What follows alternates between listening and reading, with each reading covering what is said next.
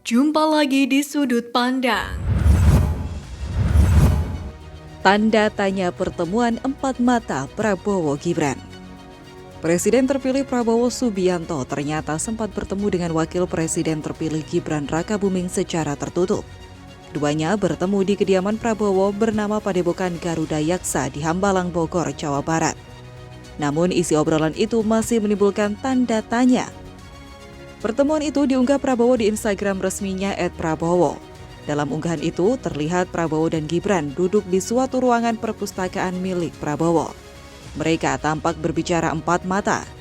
Terlihat juga Gibran yang duduk di hadapan Prabowo tersenyum. Menanggapi hal ini, Wakil Ketua Umum Partai Gerindra Habibur Rahman memprediksi isi pertemuan dari Prabowo-Gibran adalah soal pembentukan menteri. Lebih dari itu, Habibur Rahman memprediksi baik Prabowo maupun Gibran saling memberikan kabar terbaru soal perkembangan politik dalam pertemuan tersebut. Komitmen Prabowo teruskan IKN diragukan Jokowi.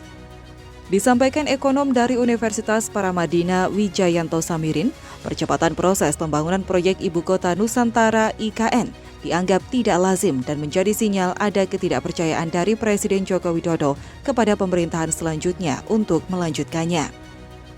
Sementara itu, mantan Gubernur Bank Indonesia 1993 hingga 1998, Profesor Sudrajat Jiwandono, berpendapat bahwa makan siang gratis merupakan program yang penting untuk mengatasi permasalahan gizi di Indonesia seperti stunting. Kemudian ketika ditanya mengenai IKN, Sudrajat mengatakan jika belum mampu, maka sebaiknya tidak dilakukan karena banyak yang harus dibangun. Ia pun merasa program makan siang gratis yang akan memakan dana sebesar 450 triliun rupiah setiap tahunnya lebih penting dikerjakan demi membangun Indonesia untuk generasi mendatang. Menanggapi hal ini, pengamat politik Rocky Gerung mengatakan hal tersebut menunjukkan keinginan Prabowo Subianto untuk menentukan semua proyek yang potensial mangkrak pada era pemerintahan Presiden Joko Widodo. LBP bantu pulangkan Prabowo saat dibuang. Menteri Koordinator Bidang Kemaritiman dan Investasi Luhut Binsar Panjaitan mengungkapkan pernah membantu Presiden terpilih Prabowo Subianto memperpanjang paspor RI setelah hijrah ke Yordania. Saat berada di Yordania, Prabowo memang kesulitan memperpanjang paspornya. Prabowo pun menghadap ke Luhut yang kala itu menjadi Duta Besar RI di Singapura pada tahun 2001. Setelah itu, Luhut mengajak Prabowo makan di salah satu restoran Jepang. Prabowo kemudian meminta bantuan Luhut untuk memperpanjang paspornya. Luhut pun memanggil pejabat imigrasi. Namun, petugas imigrasi merasa berat untuk memperpanjang paspor Prabowo.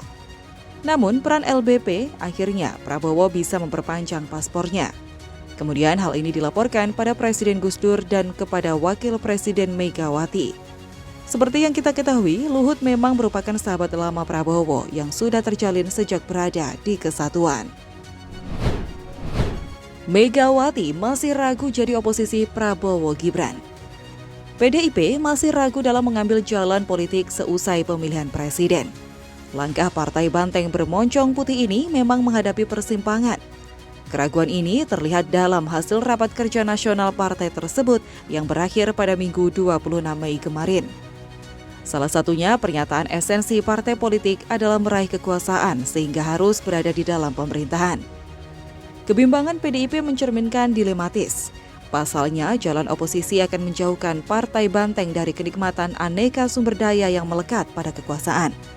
Sebaliknya, bergabung dengan pemerintahan membuat PDIP diberi berbagai macam stempel. Padahal PDIP juga ikut yang bersuara keras terkait beberapa gejolak yang terjadi saat Pilpres kemarin.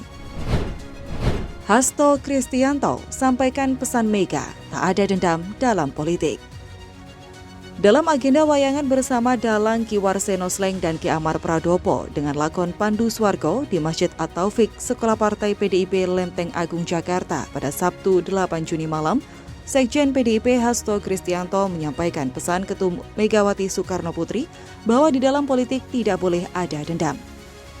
Hasto menuturkan dalam wayang terdapat ritual problematika kehidupan dan turut diajarkan pula nilai-nilai kehidupan. Politikus asal Yogyakarta ini lantas menyinggung ajaran Megawati untuk tidak menaruh dendam dalam kehidupan politik. Di politik, kita diajarkan oleh Bu Mega untuk tidak boleh dendam. Dan biarlah si Supala atau sepupu Kresna ini nanti terkena karmanya saudara-saudara sekalian, kata Hasto. PDIP pamer elektabilitas Ahok lampaui Anies.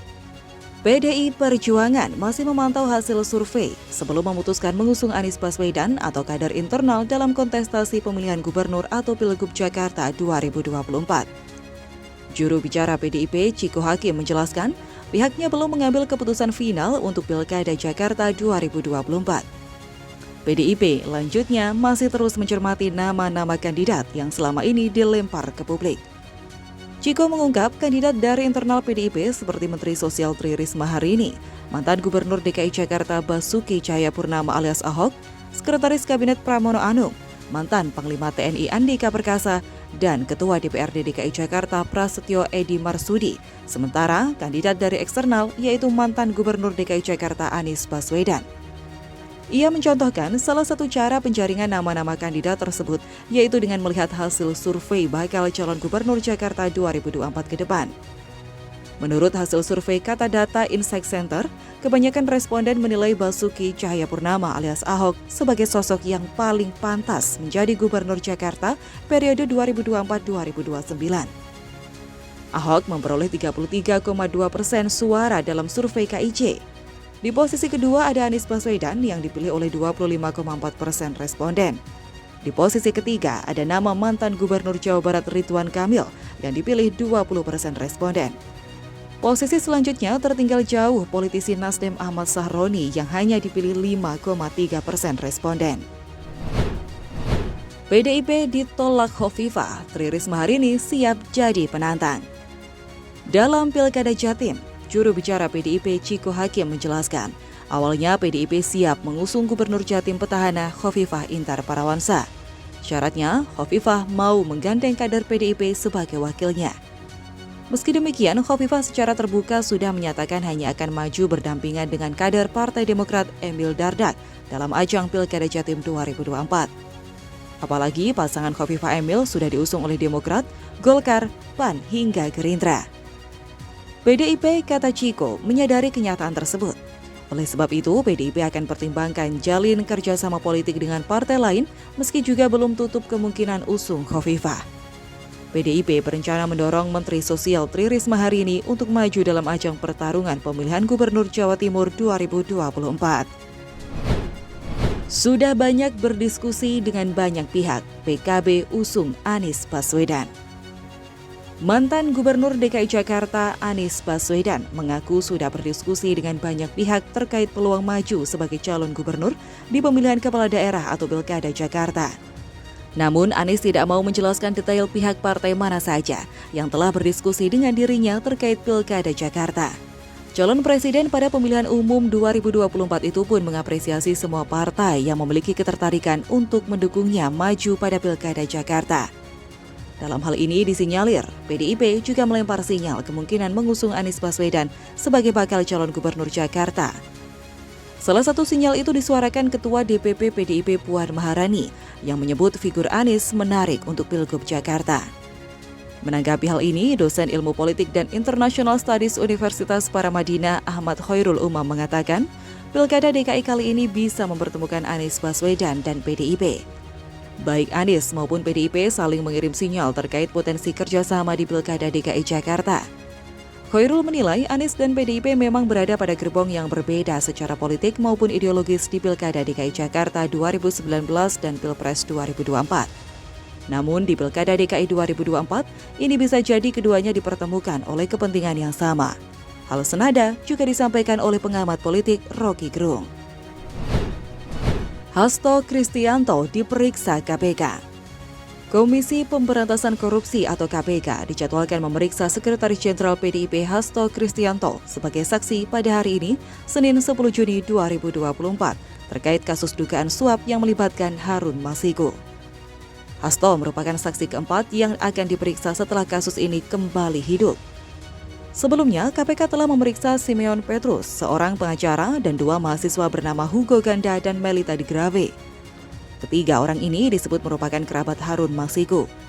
Mereka diperiksa terkait dugaan terlibat menyembunyikan keberadaan Harun. Namun, Ali belum menjelaskan lebih lanjut soal temuan penyidik KPK dalam pemeriksaan itu.